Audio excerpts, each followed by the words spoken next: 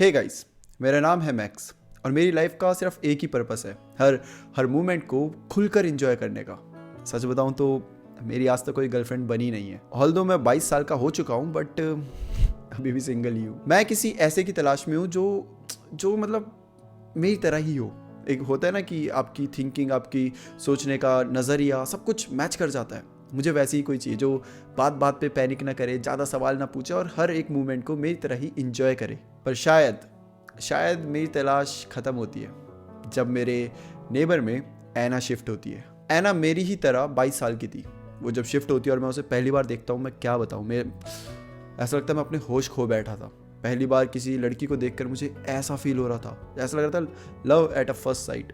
पहले मुझे लगता था बातें हैं, बट जब मुझे सच में खुद हुआ ना, बता नहीं सकता मुझे कैसा फील हुआ था। ऐना का फेस एकदम बेबी फेस था, मतलब इतनी क्यूट और इतनी प्यारी लगती थी वो। उसे देखो तो ऐसा लगता था देखते रहो। जैसे बच्चों को देख के कैसा लगता है, ओ प्यारा सा, कितना प्यारा सा है, मतलब उसको देख के भी वैसा ही लगता था। वो सच में बहुत प्यारी है और उसकी उसकी आवाज़ तो आप एक बार सुन लो तो ऐसा लगेगा कि भाई बस सुनते रहो उसकी आवाज़। आई डोंट नो आपको ऐसा लगे ना लगे, बट मुझे तो लगता था। अब मेरा मन कर रहा था ऐना से बात करने का। उसने 3 BHK फ्लैट लिया था और वो अकेले ही रहने आई थी। मेरे को तो अच्छा ही था कि अकेले रहने आई है तो ज़्यादा ऑकवर्ड भी नहीं होगा, तो ऐसी अड़ोस पड़ोस की बात करके थोड़ा सा दोस्ती बढ़ा लूँगा। तो अभी वो शिफ्ट कर रही थी तो मैं सोचता हूँ क्यों ना उसकी हेल्प कर लूँ शिफ्टिंग करने में। अब ऐना ने हेडफोन्स लगा रखे थे। मैंने 2-3 बार बुलाया बट उसने कोई रिस्पॉन्स नहीं दिया। मैं उसके सामने आकर खड़ा हो गया और एक स्वीट सा जेस्चर दिया। मुझे लग रहा था वो मेरे को देखकर शॉक हो जाएगी और या फिर अनकंफर्टेबल हो जाएगी कि अचानक से कौन आ गया, बट वो मुझे देखकर बिल्कुल भी अनकंफर्टेबल फील नहीं कर रही थी। इनफैक्ट वो पहले ऐसे खड़े रहती है और वो मुझे थोड़ी देर तक, मतलब 2-3 मिनट तक एकदम ऐसे पूरा ऐसा लगता है जैसे स्कैन कर रही है ऊपर से नीचे तक। और फिर उसके बाद अचानक से मेरे गाल छूने लग जाती है, अचानक से मेरी चीक्स ऐसे छूने लग जाती है, जिसकी वजह से मैं शॉक हो गया था और थोड़ा सा अनकंफर्टेबल भी, क्योंकि ऐसे ही किसी लड़की का अचानक से किसी का मैं जस्ट अभी मिला उससे और उसने मेरे गाल ऐसे पकड़ लिए, मतलब ये थोड़ा सा स्ट्रेंज था। ऐसा हर कोई तो नहीं करता। उसके बाद ऐना अपने हेडफोन्स हटाती है और खुद को इंट्रोड्यूस करती है, हाय आई एम ऐना। मैं भी उसे बताता हूँ कि हाय मेरा नाम मैक्स है और मैं आपका नया नेबर हूँ। तो ऐना को मैं सोच रहा था कि हेल्प करूँगा उसकी शिफ्टिंग करने में, बट उल्टा मेरे बोलने से पहले वो खुद मेरे से हेल्प मांग लेती है। वो बोलती है यार थोड़ा सा ज़्यादा सामान है, थोड़ी सी हेल्प कर सकते हो क्या। तो मुझे इससे एक चीज़ पता चल गई थी कि ऐना बहुत चिल टाइप की लड़की है, मतलब वो इतना सोचती नहीं है, उसके जो दिमाग में होता है वो बोल देती है, बिल्कुल मेरी तरह। मैं अब ऐना की हेल्प करने लग जाता हूँ उसकी शिफ्टिंग में। उसके पास एक स्ट्रेंज सा कलेक्शन था, काफ़ी स्ट्रेंज, एक फ़ोटो फ्रेम जिसमें फ़ोटो भी नहीं बल्कि कुछ अजीब सा ब्लैक कलर का स्क्वायर शेप का था और उसके नीचे कुछ डिस्क्रिप्शन था। मैं उसको पढ़ने की कोशिश तो करता हूँ बट वो कवर था, मतलब उसके सामने और भी चीज़ें थी, उनसे कवर था और सिर्फ एक वर्ड था जो मुझे मतलब पढ़ने में आ रहा था, वो था टिशू। अब मैं उस पूरे वर्ड को पढ़ने के लिए जो उसके ऊपर मतलब चीज़ें रखी हुई थी उन्हें हटाता हूँ और पढ़ने ही लगता हूँ कि तभी ऐना आ जाती है और वो फ़ोटो फ्रेम निकाल कर ले जाती है। और ऐसी उसके पास 5-6 कलेक्शंस थी। मैंने ऐना से उसके बारे में पूछा भी बट उसने वो टॉपिक एकदम से घुमा दिया, दूसरी बातें शुरू कर ली और मैं भी फिर वो टॉपिक के बारे में भूल गया था पूरा। अब ऐना को आए पूरा 1 महीना हो चुका था और ऐना लेकिन ऐसा लग रहा था गायब हो गई है, मतलब मुझे दिखती ही नहीं थी। बल्कि मैं तो डेस्परेट लड़के की तरह मतलब उस पर नज़र गड़ाए रखता था कि कब वो बाहर निकले, कब मैं उससे बात करूँ, कब उससे दोस्ती बढ़ाऊँ, बट ऐना तो दिखती ही नहीं थी। पूरे 1 महीने बाद फाइनली मुझे ऐना दिखती है। तो ये एक शाम की बात थी जब ऐना मुझे एक बेकरी के बाहर मिलती है। वो अपने किसी फीमेल फ्रेंड के साथ थी जो इस सिटी में उसकी एक न्यू फ्रेंड बनी थी। मुझे देखकर ऐना मेरे पास आई और हमने बात करी। तो मैंने पूछा कि वो कहाँ थी इतने दिन से। उसने बताया कि वो काम में और शिफ्टिंग में कुछ दिन बिजी रही और फिर उसे यहाँ नई फ्रेंड मिल गई, लूसी। और फिर उसके बाद ऐना लूसी के ही वहाँ पर मतलब टाइम स्पेंड करने लग गई थी, तो अपने घर कम ही आती थी। इस दिन के बाद मैं और ऐना काफ़ी ज़्यादा टच में रहने लग गए थे। आए दिन हम बात करते, कॉल करते, मैसेज करते, घूमने भी जाते, कभी शॉपिंग करने, कभी कुछ। ऐना को इस नेबरहुड के बारे में ज़्यादा पता नहीं तो मैं उसे पूरा बताता, यहाँ पर ये है, यहाँ पर वो है। और ऐना भी अकेली थी तो उसे कभी भी कहीं जाना हो तो मुझे कॉल कर देती। अब हम दोनों नेबर्स थे तो कई बार ऐना मेरे घर पर आई, कई बार हमने मतलब गेम्स खेली या फिर खाना वाना खाया, बट ऐना ने मुझे कभी भी अपने घर पर कभी नहीं बुलाया। अब करीबन 5-6 महीने हो चुके हैं ऐना को आए हुए, बट एक बार भी ऐना ने मुझे अपने घर पे नहीं बुलाया। और मैंने भी ऐसे सामने से नहीं बोला कि मुझे अपने घर पे ले चलो, मतलब अच्छा नहीं लगता, शायद कोई रीज़न होगा कि नहीं बुला रही होगी, उसे कंफर्टेबल ना, मतलब जो भी है मुझे नहीं पता। अब ऐना का जो नेचर था वो काफ़ी फ्रेंडली था, तो उसे हर कोई पसंद करता था, चाहे बच्चे हो चाहे बूढ़े हो, यहाँ तक कि जो शॉपकीपर्स थे वो भी ऐना को सब जानने लग गए थे। मतलब कि मैं इतने सालों से यहाँ रह रहा हूँ, मुझे कोई नहीं जानता, बट ऐना इतने कम टाइम में सबको जानने लग गई थी और सब उसे जानने लग गए थे। तो ये तो भाई उसके अंदर क्वालिटी थी। अच्छा, एक चीज़ मैंने यहाँ पर थोड़ी अजीब भी नोटिस करी कि याद है जैसे मैं ऐना को फर्स्ट टाइम मिला था तो उसने मेरे गाल टच करे थे, वो सभी के ही गाल ऐसे टच करती रहती थी, खासकर लड़कियों के। मेरी एक बार कज़न एल्सा वो आई हुई थी, तो मैंने उसे ऐना से मिलाया था, तो ऐना ने सेम उससे मिली और सीधा उसके गाल टच करने लगी, और सेम एक्सप्रेशन के साथ जिस एक्सप्रेशन से उसने मेरे गाल टच करे थे। अब मतलब ये बहुत अजीब बात थी सच बताऊं तो, ऐसे स्ट्रेंजर्स के गाल टच करना, बट पता नहीं ऐना ऐसा क्यों करती है। ऑल्दो ऐना लड़की है, बट एल्सा उसके टच से काफ़ी अनकंफर्टेबल हो गई थी। तो फाइनली मैंने ऐना से पूछ लिया कि भाई कहीं तू लड़कियों को पसंद तो नहीं करती है, मतलब जिसके पीछे मैं इतने टाइम से पड़ा हुआ हूँ, जो जिसे मैं पसंद कर रहा हूँ, जिसके साथ मैं सपने सोच रहा हूँ, वो लड़कियों को पसंद कर रही हो, तो मेरा तो पोपट ही हो जाएगा। तो मैं ऐना से पूछ ही लेता हूँ क्यों, और बनता भी है यार मेरा, मतलब अब आप सोचो तो स्ट्रेंज रीज़न भी है कि भाई क्यों, ऐसा थोड़ी ना होता कि किसी भी लड़की को तू जाके पूछ ले, बट यार उसकी ना सारी दोस्त जितनी भी है वो लड़की है, और सिर्फ मैं अकेला लड़का हूँ उसका दोस्त। तो कहीं ना कहीं मुझे भी लगता है कि शायद ऐना लड़कियों की तरफ थोड़ा ज़्यादा अट्रैक्टेड होती है, मतलब मैंने ऐसी चीज़ें नोटिस करी है, और खासकर जब से मेरे दिमाग में चीज़ें आई हैं तब से तो मैं और ज़्यादा नोटिस करने लगा हूँ। तब ऐना ने मुझे बताया कि जब उसे किसी के गाल सॉफ्ट लगते हैं तो उसका मन उन्हें टच करने का कर जाता है, इसलिए वो तुरंत उन्हें टच कर लेती है। मुझे लगा जैसे सबकी कोई स्ट्रेंज आदत होती है, ऐना की भी ये एक स्ट्रेंज आदत होगी, और मैंने भी उस बात को लेकर ज़्यादा रिस्पॉन्स नहीं किया, क्योंकि वो अब जब तक लड़कियों को ही टच कर रही है तो मुझे कोई दिक्कत नहीं है, लड़कों को करे तो फिर मैं जलूँगा भाई। लेकिन अभी तक वो सिर्फ लड़कियों को ही कर रही है। सब कुछ एकदम सही जा रहा था, मतलब मेरे हिसाब से तो सही जा रहा था, बट फिर एक वो दिन आता है। एक दिन जब मैं सोशल साइट्स ऐसे ही एक्सप्लोर कर रहा था और मेरे सामने एक न्यूज़ आती है, और ये न्यूज़ थी लूसी की। लूसी वही जो ऐना की सबसे पहली दोस्त बनी थी जब ऐना यहाँ पर आई थी। और जब मैंने वो एकदम लूसी का नाम मेरे दिमाग में आया तो मैंने एकदम से सोचा कि हाँ यार, लूसी तो एकदम से गायब ही हो गई है, ना कोई मैसेज, ना कोई रिप्लाई, कुछ भी नहीं, ना कॉल, ना मिलने, मतलब कुछ भी नहीं। ऐना की साइड से भी लूसी की कोई बात नहीं होती। तो फिर मैंने एकदम उस न्यूज़ पे क्लिक कर दिया। जब न्यूज़ पे क्लिक किया तो जब वो न्यूज़ खुली और जो मेरी आंखों के सामने था वो बहुत ज़्यादा अनबिलीवेबल था। न्यूज़ में था कि लूसी की डेड बॉडी मिली है, वो भी बिना सर के। वो 1 महीने पहले गायब हो चुकी थी। पुलिस लगातार उसे ढूंढने की कोशिश कर रही थी, और जब पुलिस को उसकी बॉडी मिली एक जंगल के बीच में, तो वो बिना सर के थी।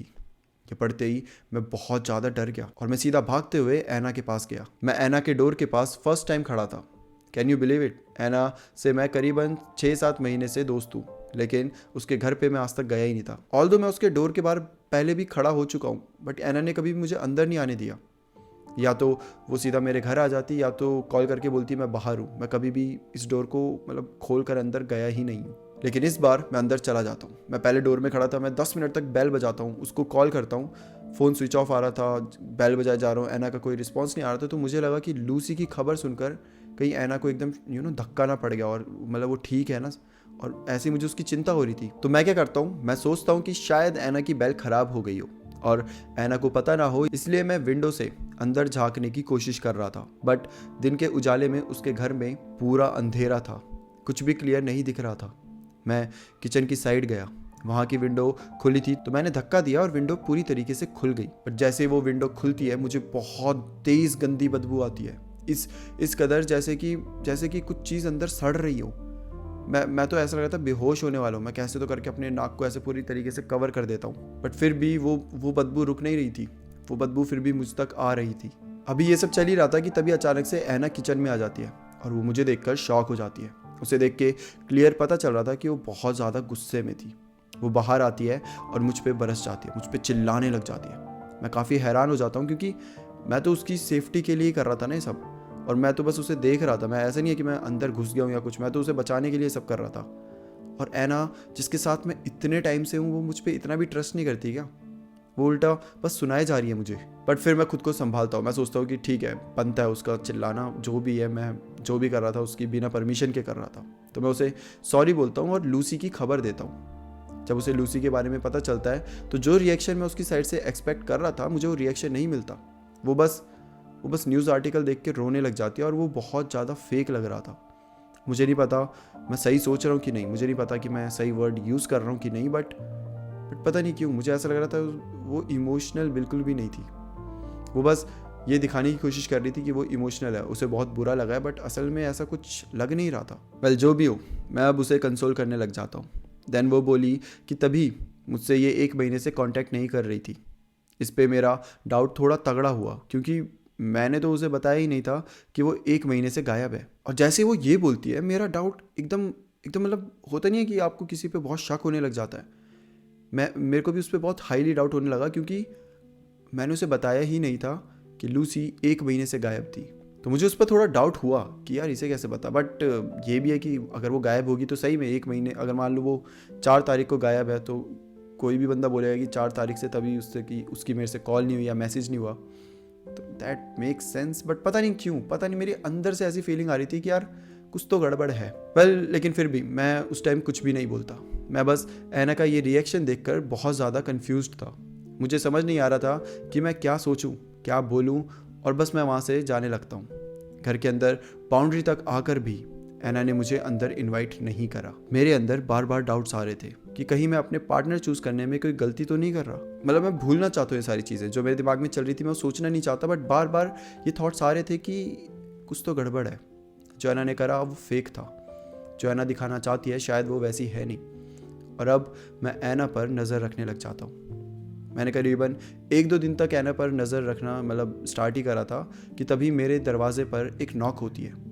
एक ऐसी नॉक जिसने मेरे शक को पूरे तरीके से यकीन में बदल दिया। मैं जाकर गेट खोलता हूँ तो मेरे सामने शीरा के पेरेंट्स थे। शीरा मेरी बैचमेट, जिससे मेरी तो इतनी बातचीत नहीं थी, बस एक बैचमेट थी तो उस कदर ही हमारी बातचीत हो जाती थी। बट ऐना की शीरा बहुत खास दोस्त थी। ऐना की वो इतनी अच्छी दोस्त थी कि वो जहाँ भी जाती शीरा के साथ जाती। इनफैक्ट मैं 1 साल से शीरा को जानता हूँ, बट स्टिल ऐसा लगता था कि मैं उसे कुछ भी नहीं जानता, जितना ऐना उसे कुछ दिनों में जानने लगी थी। ऐना मुझे उसके बारे में बताती थी कि उसके घर वाले ऐसा करते हैं, उसका पूरा नाम ये है, वो इसे प्यार करते हैं, ये और ये सब चीज़ें मुझे पता ही नहीं थी। अब होगी भी कैसे, मैं उसका कोई क्लोज फ्रेंड तो था नहीं। वेल अब हम मेन बात पे आते हैं कि शीरा के पेरेंट्स मेरे पास आते हैं और वो शीरा के बारे में मुझसे इन्फॉर्मेशन मांग रहे थे, क्योंकि शीरा पिछले 2 दिन से गायब थी। लास्ट टाइम उसे मेरे ही लोकेलिटी में देखा गया था और बीइंग हर क्लासमेट वो लोग मुझसे पूछने आए थे। तब मैंने उन्हें ऐना के बारे में बताया कि ऐना उससे काफ़ी अच्छी दोस्ती थी और काफ़ी क्लोज फ्रेंड थे दोनों। तो जहाँ तक मुझे याद है कि लास्ट टाइम मैंने शीरा को उसी के साथ देखा था।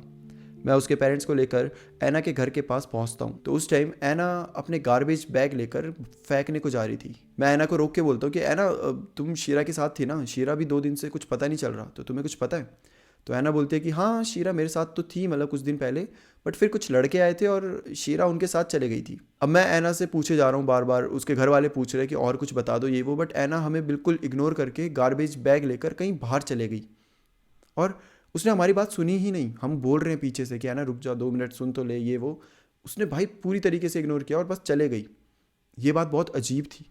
ये ऐना जो रिसेंटली जो वो चीज़ें कर रही है वो मेरे को बहुत अजीब लग रही हैं। अब मेरी नज़र ऐना के गार्बेज बैग पर पड़ती है जो वो साथ में ले जा रही थी। मुझे लगता है कि यार डस्टबिन तो जस्ट बगल में ही है ना, फ्लैट में एक बड़ा डस्टबिन होता है जहाँ पे सब अपना अपना गार्बेज फेंकते हैं, तो ऐना अलग से ये गार्बेज लेकर कहाँ जा रही है? और ये जो बैग था ये बहुत ज़्यादा हैवी लग रहा था। मैं ऐना को रोक पाता उससे पहले ही शीरा की जो माँ थी वो वहाँ पर रोने लग जाती है। मैं चाहकर भी ऐना को कुछ नहीं कह पा रहा था। जैसे तैसे करते मैंने शीरा के पेरेंट्स को समझाया और फिर उन्हें वापस भेज दिया। और तब मेरे मन में एक डाउट आया कि ऐना मेरे हर फ्रेंड्स को कैसे जानती थी। इसलिए सबसे पहले चेक करने के लिए मैंने ऐना की सोशल साइट चेक करी और वहाँ मुझे कुछ शॉकिंग चीज़ें पता चली। क्योंकि ऐना के जितने भी क्लोज फ्रेंड्स थे वो सारे कहीं ना कहीं वो सब थे जो मेरे बैचमेट्स थे, या तो वो लोग जिन्हें कहीं ना कहीं मैं मतलब किसी के थ्रू या दूर दूर तक जानता हूँ। और मैंने एक चीज़ और नोटिस करी थी कि ऐना सिर्फ लड़कियों को ही ऐड करती थी। सिर्फ एक मैं अकेला लड़का था उसकी पूरी प्रोफाइल में, जो कि थोड़ा अजीब था। मतलब सिर्फ लड़कियाँ ही क्यों, और वही लड़कियाँ जिन्हें मैं जानता हूँ। उस दिन मैं अपने लॉन में घूम रहा था, ऐना का वेट कर रहा था कि ऐना आए तो मैं उससे सब कुछ पूछूं।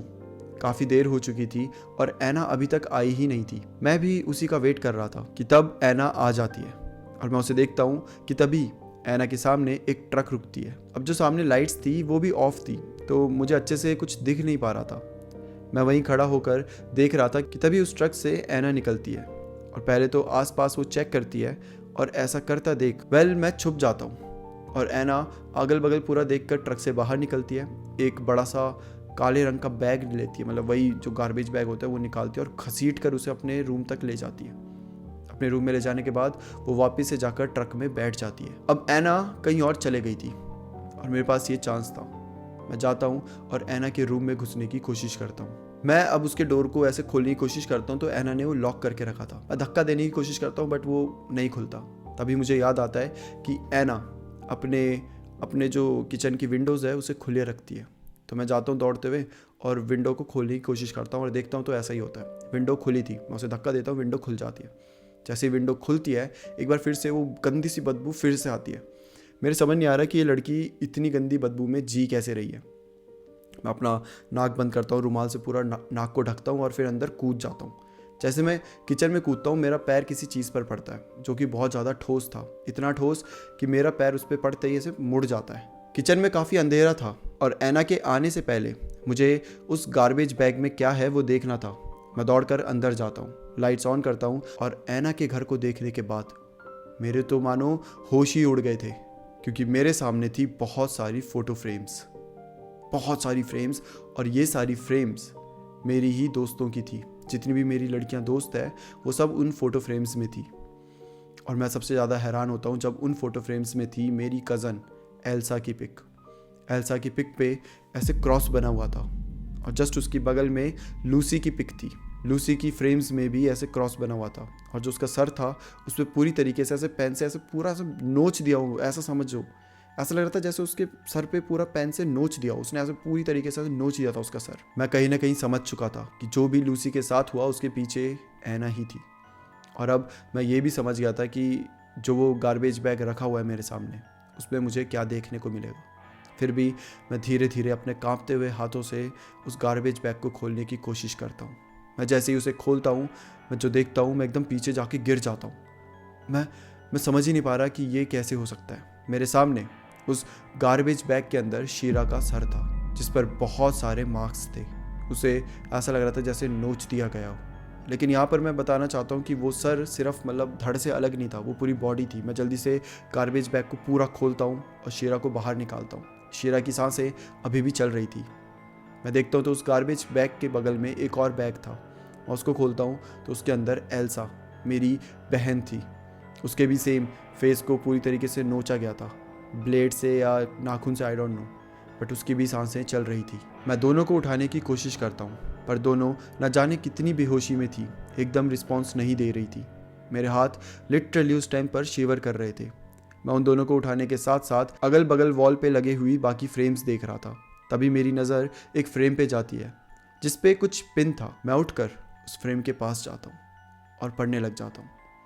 और जो मैंने पढ़ा वो देखने के बाद मुझे चक्कर आ रहे थे, क्योंकि फ्रेम में एक स्किन थी जिसे स्क्वायर की शेप में काट कर लगाया गया था और नीचे डिस्क्रिप्शन में लिखा था लूसी का नाम, उसकी एज और शायद आगे जो लिखा था वो उसकी स्किन टाइप था। तभी मुझे याद आता है कि ऐना एक डर्मेटोलॉजिस्ट स्टूडेंट है, पर मुझे ये नहीं समझ आता कि वो ऐसा क्यों कर रही है। तभी मेरे पीछे से एक जोरदार सा कुछ पड़ता है।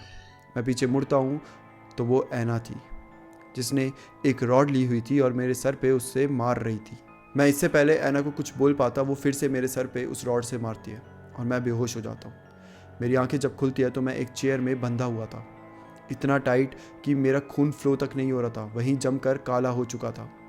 मुझे जितना समझ आ रहा था मुझे बेहोश हुए ज़्यादा समय नहीं हुआ था, क्योंकि एल्सा और शीरा इन्हें मैंने खोलकर जिस तरीके से रखा हुआ था वो अभी भी उसी तरीके में पड़ी हुई थी, मतलब खुली हुई लेकिन बेहोश। मुझे उस दिन लग रहा था कि शायद मैं कभी भी नहीं बच पाऊँगा। वो मेरी आखिरी रात थी। मुझे रिग्रेट हो रहा था कि मैं क्यों ऐसे अनजान लड़की पर भरोसा करने लगा था। मेरी वजह से ही मेरे सारे फ्रेंड्स बिना गलती के फंसे। मेरे सामने मेरी छोटी बहन पड़ी हुई थी, मैं अपनी बहन तक को नहीं बचा पा रहा था। मैं बोलने की कोशिश करना चाह रहा था पर मेरे सर पर इतना दर्द हो रहा था कि मेरी आवाज़ निकल ही नहीं रही थी और मेरी आंखें भी बंद हो रही थी। मैं वापस से बेहोश होने वाला था। मेरी आंखें बंद हो रही थी कि तभी एक अजीब सा बहुत ज़्यादा हलचल होने लग जाती है, जैसे कि घर में सिर्फ हम नहीं बल्कि कई सारे लोग हों। लेकिन मैं इससे पहले कुछ देख पाता मैं वापस से बेहोश हो जाता हूँ। मेरी आंखें जब खुलती है तो अगला दिन आ गया था और मैं एक हॉस्पिटल में था और मेरे सामने 2 पुलिस वाले थे। मुझे होश में आता देख वो लोग मेरे पास आते हैं।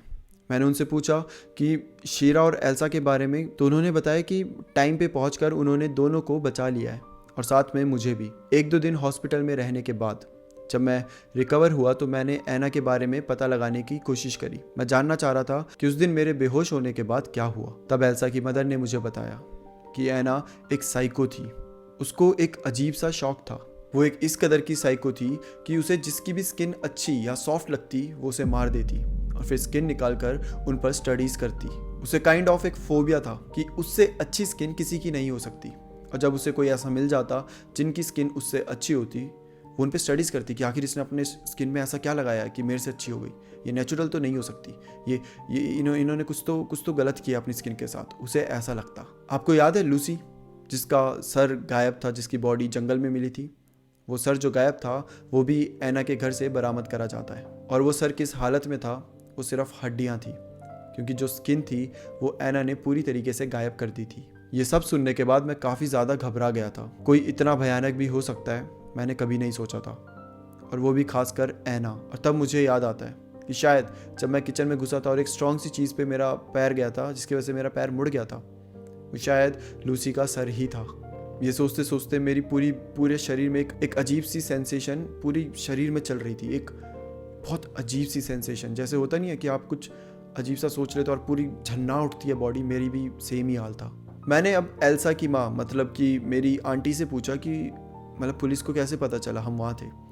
तो आंटी ने बताया कि एल्सा को ऐना की वाइफ शुरू से ही पसंद नहीं थी। वो तो दूर रहना चाहती थी और ऐना बार बार एल्सा से चेप हो जाती थी, मतलब बार बार उससे मिलना, बार बार उससे बात करना, सब। और एल्सा को बिल्कुल पसंद नहीं थी। जैसे कि मैंने शुरू में भी बताया था कि उसे बड़ा अनकंफर्टेबल फील कराया था ऐना ने जब उसके गाल छूने लग गई थी।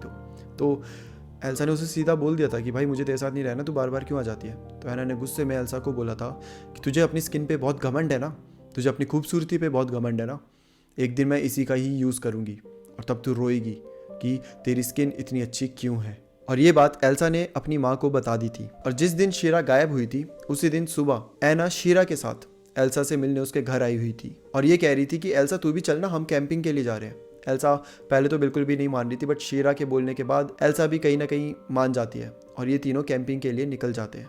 फिर एल्सा की मॉम बताती है कि ये लोग कैंपिंग के लिए चले गए और रात को जब मैंने एल्सा को कॉल करी तो एल्सा ने कुछ ज़्यादा नहीं बोला, सिर्फ यही बोला कि मॉम मैंने बहुत बड़ी गलती कर दिया यहाँ आकर, शायद मुझे यहाँ कभी नहीं आना चाहिए था। जिसके बाद एल्सा का फ़ोन स्विच ऑफ हो जाता है। एल्सा की माँ पूरी तरीके से परेशान हो जाती है और भागते हुए पुलिस के पास जाती है। काफ़ी टाइम भी हो गया था, एल्सा से कोई कांटेक्ट नहीं हो रहा, कुछ पता नहीं चल रहा, तो पुलिस भी सीधा ऐना के घर पे निकल पड़ती है क्योंकि एल्सा की माँ बताती है कि वो उसी के साथ गई थी और शीरा भी गायब थी, एल्सा भी गायब थी, तो ऐना ही बची थी जिससे ये पूछताछ कर पाते। और थैंकफुली पुलिस सही टाइम पर पहुँच गई थी। अगर वो शायद थोड़ा सा भी लेट हो जाते तो शायद आज ये तीनों जिंदा नहीं मिलते। इसके बाद और भी कई खुलासे हुए थे, जैसे कि ऐना जो थी वो बार बार अपनी जो सिटी थी वो चेंज करती थी, हर बार अलग जगह जाकर एक नए नाम के साथ जीती थी और वहाँ पे अपने कई सारे टारगेट्स बनाती थी। उन्हें मारने के बाद वापस से वो कहीं और शिफ्ट हो जाती और फिर वहाँ पर ये सब चीज़ें शुरू कर देती। ऐना एक बहुत बड़ी साइको थी और एक वांटेड क्रिमिनल।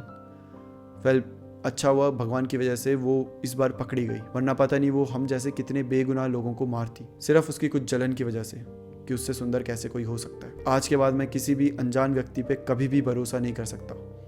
जो चीज़ें मैंने देख ली ना, मैं सच बता रहा हूँ, मैं अकेला ज़िंदगी भर रह सकता हूँ लेकिन मैं किसी से भी भरोसा तो छोड़ो यार, मैं तो बात करने से भी डर लगता है मुझे तो ऐसा लगता है कि अब हर कोई इंसान एक साइकोपैथ है, हर कोई इंसान क्रिमिनल है, चाहे वो हो ना हो, बट मेरा दिमाग अब इस तरीके से प्रोसेस करता है। पूरी तरीके से बिगड़ चुका है मेरा दिमाग। कहाँ मैं हर चीज़ को एंजॉय करता था, हर अनजान लोगों से बात करने में एक्साइटेड होता था, अब मैं बस अपने घर में बैठा रहता हूँ। मैं सोचता हूँ कि बाहर भी जाऊँगा किसी न किसी क्रिमिनल के साथ ही पाला पड़ जाएगा।